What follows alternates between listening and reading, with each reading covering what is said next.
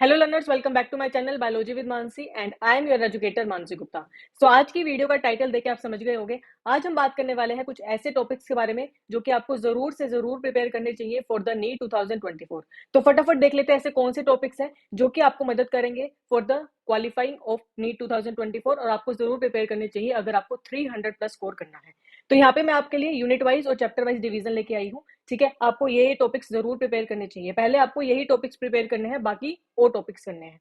तो सबसे पहला आता है हमारे पास चैप्टर प्लांट किंगडम, है ना। मैं पहले 11th से स्टार्ट कर रही हूँ। 11th बायोलॉजी के अंदर सबसे पहला चैप्टर आता है आपके पास प्लांट किंगडम। पहले वैसे बायोलॉजिकल क्लासिफिकेशन आता है, पर थर्ड चैप्टर रहता है आपका प्लांट किंगडम। तो देखो, प्लांट किंगडम के अंदर आपको सबसे पहले प्रिपेयर करना है डिफरेंट टाइप ऑफ एल्गीज, है ना। Green algae, brown algae, red algae, इन सब के बारे में पढ़ना है। आपके एनसीईआरटी के अंदर एक टेबल भी दिया हुआ है जिसमें आपको डिफरेंशिएट करके बताया हुआ है green algae, green algae, red algae and हमारी ब्राउन एल्गी के बारे में। तो वो टेबल आपको बहुत अच्छे से करना है। उनमें क्या क्या पिगमेंट्स होते हैं, क्यों उनके अंदर वो वाले पिगमेंट्स होते हैं, है ना, उनकी वोल किससे मिलकर बनी होती है, ये सब आपको अच्छे से करना है। तो पहला टॉपिक आपका रहेगा प्लांट किंगडम में एल्गी के डिफरेंट टाइप्स और उनके पिगमेंट्स। जो आपका टेबल है एनसीईआरटी का, वो आपको बहुत अच्छे से करना है। मैं बार बार रिपीट कर रही हूँ, ठीक है।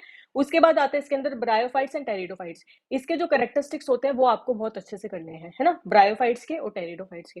थोड़ा थोड़ा इनका साइकिल के बारे में भी देख लेना, लाइफ साइकिल के बारे में, बट मेनली क्वेश्चन कैरेक्टरिस्टिक्स से आता है, ठीक है। अब इसमें एक टॉपिक आता है हमारा एंजियोस्पर्म। देखो, एंजियोस्पर्म जो है वो आपका क्लास 12th का भी टॉपिक है, जो आपका sexual reproduction in flowering plants है। तो मैक्सिमम क्वेश्चन उसी चैप्टर से आ जाते हैं 12th से, तो यहाँ पे आपको प्रिपेयर करने की जरूरत नहीं है अलग से, ठीक है। प्लांट किंगडम के अंदर आपको एल्गी अच्छे से करना है और ब्रायो और टेरिडो के डिफरेंट कैरेक्टरिस्टिक अच्छे से करने हैं। वो टेबल बहुत अच्छे से करना है जो एल्गी का दिया हुआ है, ग्रीन एल्गी, ब्राउन एल्गी और रेड एल्गी के बीच में जो डिफरेंशिएशन बताया हुआ है। नेक्स्ट चैप्टर आता है बायोलॉजिकल क्लासिफिकेशन। बायोलॉजिकल क्लासिफिकेशन में आपको मोनेरा के कैरेक्टरिस्टिक्स अच्छे से करने हैं, प्रोटिस्टा के कैरेक्टरिस्टिक अच्छे से करने हैं, इनका डिवीजन अच्छे से करना है ना। जैसे मोनेरा के अंदर सारे बैक्टीरिया का डिवीजन है ना, यू बैक्टीरिया, वो सब अच्छे से करना है।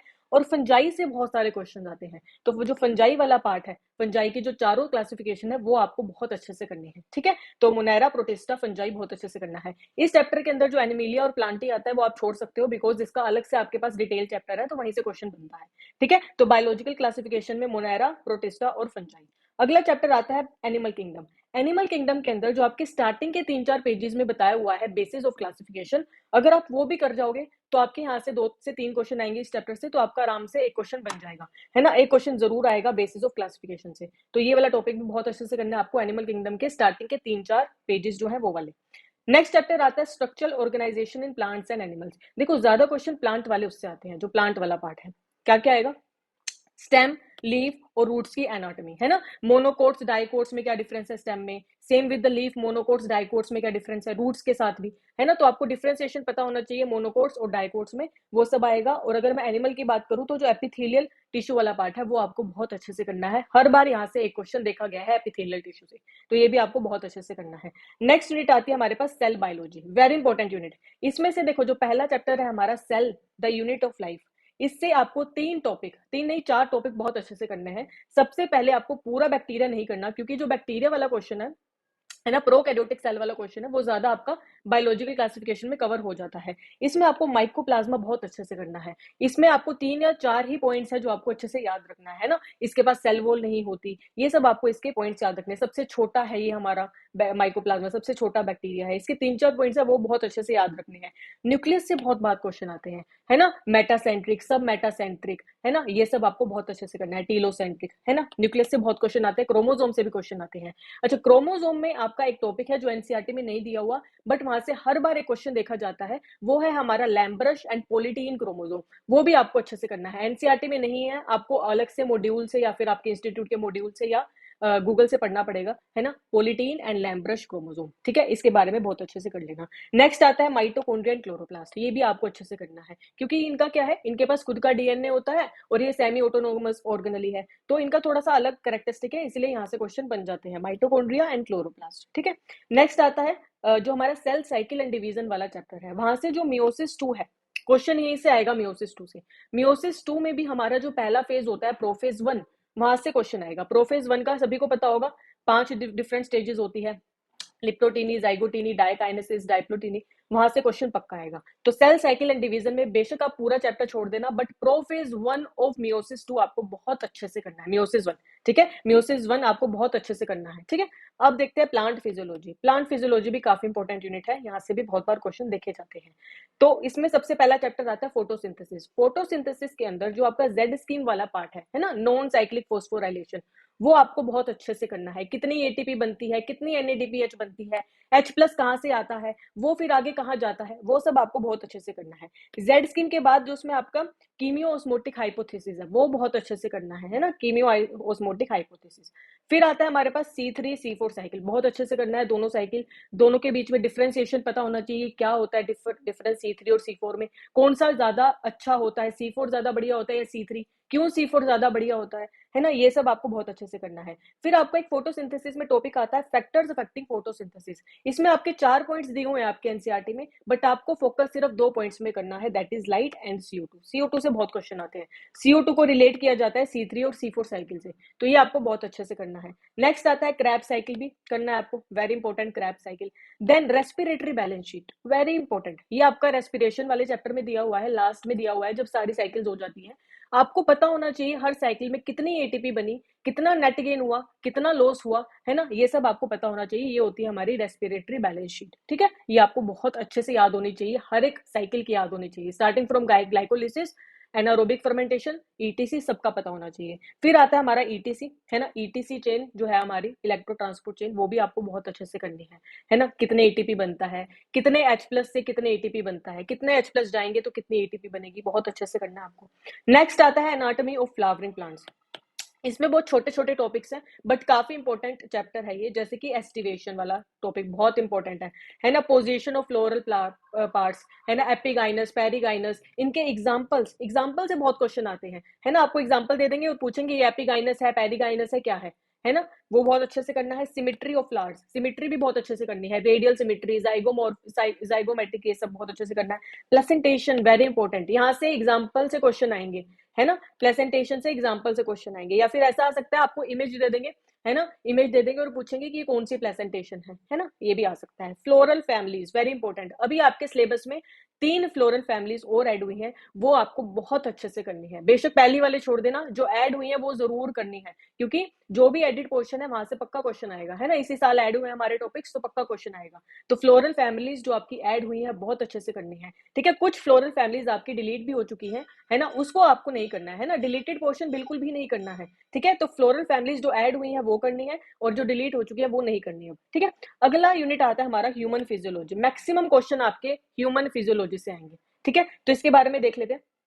सबसे पहले आता है रेस्पिरेशन में gases, exchange of gases at alveolar level, है ना, हाई टू लो वाला, है ना, high oxygen to low oxygen, ऐसे ही CO2 का high CO2 to low CO2, high to low partial pressure वाला जो हमारा कंसेप्ट है वो अच्छे से करना है। Then OCD very important, very important. ODC oxygen dissociation curve, ठीक है, आपको डिफरेंट डिफरेंट कर्व्स दे देंगे, कभी लेफ्ट की तरफ शिफ्ट करवा देंगे, कभी राइट की तरफ, है ना, फिर डिफरेंट कंडीशन देंगे, इस टाइप के क्वेश्चन आएंगे। देन CO2 का ट्रांसपोर्ट बाई कार्बोनेट आयंस में, ये मैंने टॉपिक आपको 10 मिनट सीरीज में भी कराया है, वहां से देख लेना, ठीक है। Very important topic, by carbonate ions की फॉर्म में कैसे CO2 का ट्रांसपोर्ट होता है, यहाँ से भी जरूर क्वेश्चन आएगा।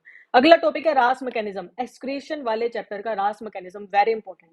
काउंटर करंट मैकेनिज्म भी बहुत इंपॉर्टेंट है ना। डिफरेंट वॉल्यूम और कैपेसिटीज, ये हमारा टॉपिक है, वो फ्लूइड वाले चैप्टर से, बॉडी फ्लूइड से, ठीक है। Different different volume and capacities. अच्छा, इसमें मैंने एक टॉपिक मेंशन नहीं किया, दैट इज योर हार्ट का जो फ्लो होता है ना, हार्ट का फ्लो कैसे होता है, किस एट्रिया से किस वेंट्रिकल में आता है ना, ऑक्सीजनेशन कहाँ पे होता है ना, डीऑक्सीजनेशन ब्लड कहाँ कहाँ से आता है, ये सब आपको बहुत अच्छे से करना है। लंग का जो हमारा पूरा फ्लो है, हार्ट का जो पूरा फ्लो है, मैं यहाँ पे लिख देती हूँ, यस, हार्ट वाला पूरा अच्छे से करना है, ठीक है। उसके बाद आता है हमारा लोकोमोशन एंड मूवमेंट। इसके अंदर आपका जो टॉपिक है स्लाइडिंग फिलामेंट थ्योरी, बहुत अच्छे से करनी है ना। जो एक्टिन होता है वो हमारा मायोसिन के ऊपर स्लाइड करता है ना, क्यों करता है, क्योंकि एटीपी नहीं होने देता, हमें पहले एटीपी का हाइड्रोलिसिस करवाना पड़ता है, तो वो सब बहुत अच्छे से करना है। सारे जॉइंट्स के बारे में पता होना चाहिए, है ना, हमारे पेल्विक जॉइंट्स, पेक्टोरियल जॉइंट्स, ये सब बहुत अच्छे से करना है। नर्व इंपल्स बहुत अच्छे से करना है, जो हमारा चैप्टर है neural control and coordination. And then आपका जो लास्ट चैप्टर है हमारा हार्मोन्स वाला, एंडोक्राइन ग्लैंड वाला, उसमें करना तो सब कुछ है। देखो, उस वाले चैप्टर में आपको सभी आपके जो ऑर्गन्स हैं, एंडोक्राइन ग्लैंड्स हैं, उन सभी की लोकेशन और कौन से हार्मोन सिक्रीट करते हैं वो सब पता होना चाहिए। बट ज्यादा जोर मैं कहूंगी आपको हाइपोथैलेमस और पिट्यूटरी ग्लैंड पे देना है, क्योंकि ये दोनों ग्लैंड्स आपस में रिलेटेबल है ना, तो इसके बारे में बहुत अच्छे से करना है, हाइपोथैलेमस एंड पिट्यूटरी ग्लैंड। अगला आता है हमारा क्लास 12th की बायोलॉजी, ठीक है। तो क्लास 12th के अंदर जो आपका पहला यूनिट है दैट इज रिप्रोडक्शन, ठीक है।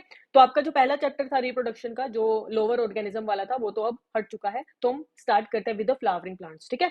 तो रिप्रोडक्शन में आपको डबल फर्टिलाइजेशन बहुत अच्छे से करना है ना। प्लांट्स और ह्यूमन दोनों के केस में गैमेट कैसे बनते हैं, है ना। अगर मैं प्लांट की बात करूं तो माइक्रोस्पोरोजेनेसिस, मेगास्पोरोजेनेसिस, और अगर मैं ह्यूमन की बात करूं तो स्पर्मेटोजेनेसिस, oogenesis बहुत अच्छे से करना है। मेंस्ट्रुअल साइकिल वेरी इंपॉर्टेंट, यहाँ से पक्का एक क्वेश्चन आएगा, पक्का एक क्वेश्चन आएगा मेंस्ट्रुअल साइकिल से। कब प्रोजेस्टेरोन लेवल हाई हो जाता है, 14th डे पे क्या होता है, एलेट सर्ज हो जाता है ना। 14th डे पे ही ओवुलेशन होता है ना। ये सब बहुत अच्छे से करना है, यहाँ से पक्का एक क्वेश्चन आएगा मेंस्ट्रुअल साइकिल से, ठीक है। नेक्स्ट आता है हमारा चैप्टर रिप्रोडक्टिव हेल्थ, यहाँ से एक या दो क्वेश्चन ही आएंगे, ठीक है। यहाँ से मैं कहूंगी कैसे क्वेश्चन आते हैं, मैच द फॉलोइंग ज्यादा आते हैं, है ना। आपको different different control methods they देंगे और आपको मैचिंग में आएगा, ठीक है। इस वाले जो चैप्टर है रिप्रोडक्टिव हेल्थ में, इसमें आपको जो हमारे सर्जिकल मेथड्स होते हैं वो बहुत अच्छे से करना है, ट्यूबेक्टोमी, वेसेक्टोमी बहुत अच्छे से करना है, अदरवाइज मैचिंग के फॉर्म में आप ज्यादा क्वेश्चन एक्सपेक्ट कर सकते हैं यहाँ से। अगला यूनिट आता है हमारा genetics and evolution, very important.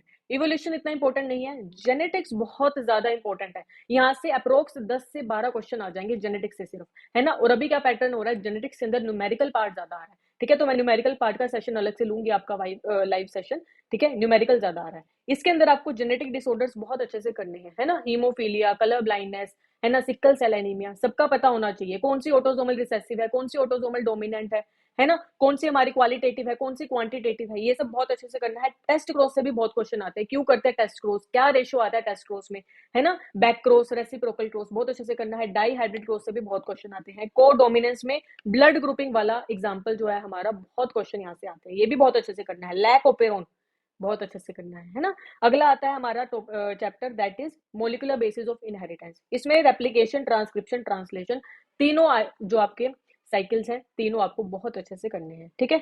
इसमें कोई भी आपको कमी नहीं छोड़नी है, replication, transcription, translation.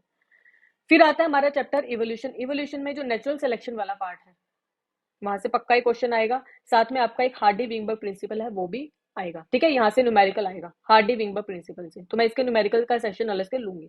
Yes, next unit है हमारी बायोटेक्नोलॉजी। बायोटेक्नोलॉजी से मैक्सिमम क्वेश्चन आते हैं। देखो जो हमारी यूनिट है, जैसे जेनेटिक्स हो गया, ह्यूमन फिजियोलॉजी हो गया, यहाँ से आपके मैक्सिमम क्वेश्चन आप देख सकते हो, ठीक है। तो इसके अंदर सबसे पहले आता है हमारे पास बीटी कॉटन। बीटी कॉटन से पक्का एक क्वेश्चन आएगा। देन पीसीआर, है ना। पीसीआर में डिफरेंट डिफरेंट साइकिल्स होती है, डिफरेंट डिफरेंट स्टेप होते हैं, तो हर एक स्टेप का टेम्परेचर आपको बहुत अच्छे से पता होना चाहिए, है ना। इससे क्वेश्चन आता है कि कितनी साइकिल हुई, है ना, वो भी क्वेश्चन वो भी आपको फॉर्मूला याद रखना है। Then electrophoresis, agarose gel electrophoresis, कहाँ पे लोडिंग करते हैं, है ना। इसमें डायग्राम बेस पे ज्यादा क्वेश्चन आते हैं। आपको एक जेल दे देंगे और आपको पोजीशन बता देंगे ए बी सी करके, और आपको बताना है यहाँ पे कौन सा फ्रेगमेंट होगा, लार्ज होगा, स्मॉल होगा, इस टाइप से। देन आप रिकॉम्बिनेंट्स और नॉन रिकॉम्बिनेंट्स को कैसे डिफरेंशिएट करते हो, इसके ऊपर भी मैंने वीडियो डाला हुआ है 10 मिनट में, आप देख सकते हो। Then gene therapy, very important. Ti plasmid और एग्रोबैक्टीरियम ट्यूमिफिकेशन को हम कैसे यूज करते हैं जब हम प्लांट होस्ट को लेते हैं। देन ब्लू व्हाइट स्क्रीनिंग, इस पे भी मैंने वीडियो डाला हुआ है, बहुत इंपॉर्टेंट है ना। इंसर्शनल इनएक्टिवेशन, लैग जेड वाला। देन इंसुलिन की फॉर्मेशन कैसे करते हैं, इली लिली वाला, वो एग्जाम्पल आपको अच्छे से करना है। देन यूनिट आता है हमारे पास ह्यूमन वेलफेयर, है ना। यहाँ से आपको एड्स अच्छे से करना है, कैंसर करना है आपको बहुत अच्छे से, मलेरिया का पूरा लाइफ साइकिल प्लाज्मोडियम वाला, है ना। उसके बाद आता है हमारे पास एंटीबॉडी का स्ट्रक्चर और उसके डिफरेंट टाइप्स, है ना। कौन सा एंटीबॉडी कब रिलीज होता है ना, कोलेस्ट्रम वाला, वो सब। एलर्जी के टाइम पे कौन सी एंटीबॉडी होती है, वो सब। देन सीवेज वाटर ट्रीटमेंट, उसके पूरे स्टेप, प्राइमरी, सेकेंडरी, टर्शरी, वो सब आपको अच्छे से करना है। देन लास्ट यूनिट आती है हमारे पास इकोलॉजी, ठीक है। यहाँ से भी काफी क्वेश्चन देखने को मिल सकते हैं, जैसे कि पॉपुलेशन इंटरेक्शन, प्रीडेशन, पैरासिटिज्म, है ना, कमेंसलिज्म, म्यूचुअलिज्म, वो सब बहुत अच्छे से करना है। उसके एग्जाम्पल बहुत अच्छे से करना है, एग्जाम्पल पे क्वेश्चन आता है। आपको कोई भी केस स्टडी दे देंगे और पूछेंगे इसमें क्या हो रहा है, म्यूचुअलिज्म हो रहा है, कमेंसलिज्म हो रहा है, प्रीडेशन हो रहा है, ये सब। देन पॉपुलेशन ग्रोथ, है ना, बर्थ रेट, डेथ रेट, है ना, पॉपुलेशन डेंसिटी निकालना, वो सब। देन हमारे ग्रोथ मॉडल आते हैं दो, जियोमेट्रिक एंड अर्थमेटिक, दोनों के फॉर्मूले बहुत अच्छे से पता होना चाहिए। और ग्राफ रीडिंग बहुत अच्छे से पता होनी चाहिए कि इस ग्राफ में जियोमेट्रिक है या अर्थमेटिक है। देन स्पीशीज और एरिया के बीच में रिलेशनशिप, है ना, जितना बड़ा एरिया उतनी ज्यादा स्पीशीज रिचनेस होगी, वो कंसेप्ट आपको बहुत अच्छे से पता होना चाहिए। और इस पे स्टेबिलिटी पे भी क्वेश्चन आ जाता है ना, कि कौन ज्यादा स्टेबल होगा। आपको डिफरेंट डिफरेंट आपको दे देंगे एबीसी करके, और आपको बताना होगा इसमें एरिया ज्यादा है तो स्पीशीज कैसी होगी, स्टेबिलिटी कैसी होगी, इस टाइप के क्वेश्चन आपको देखने को मिल सकते हैं। तो मैंने आपको 11th 12th दोनों के मोस्ट इंपॉर्टेंट टॉपिक्स यहाँ पे बता दिए हैं। ठीक है, सबसे पहले आपको यही टॉपिक्स प्रिपेयर करने हैं, और आपके आई गारंटी आपके 300 प्लस मार्क्स आ सकते हैं अगर आप इन टॉपिक्स को बहुत अच्छे से प्रिपेयर कर लो, है ना। बाकी टॉपिक्स भी आपको करने हैं, मैं ऐसा नहीं कह रही बाकी टॉपिक्स आपको छोड़ने हैं, बट अब अगर अभी आपका सिलेबस पूरा नहीं हुआ है ना, और अगर आप टेंस्ड हो थोड़ा सा, तो पहले ये वाले टॉपिक्स प्रिपेयर कर लो और अपने अप्रोक्स 300 मार्क्स पक्के कर लो। ठीक है, तो आई होप सभी को वीडियो अच्छी लगी होगी, समझ में आया होगा। अगर आपको इसकी पीडीएफ चाहिए, ये मोस्ट इंपोर्टेंट टॉपिक्स की पीडीएफ चाहिए, तो आप टेलीग्राम ज्वाइन कर लो, वहां पे मैं अभी शेयर कर दूंगी इस पीडीएफ को, है ना। और फटाफट अच्छे से तैयारी करो। ठीक है, सो आई होप आपको वीडियो अच्छी लगी होगी। Thank you so much.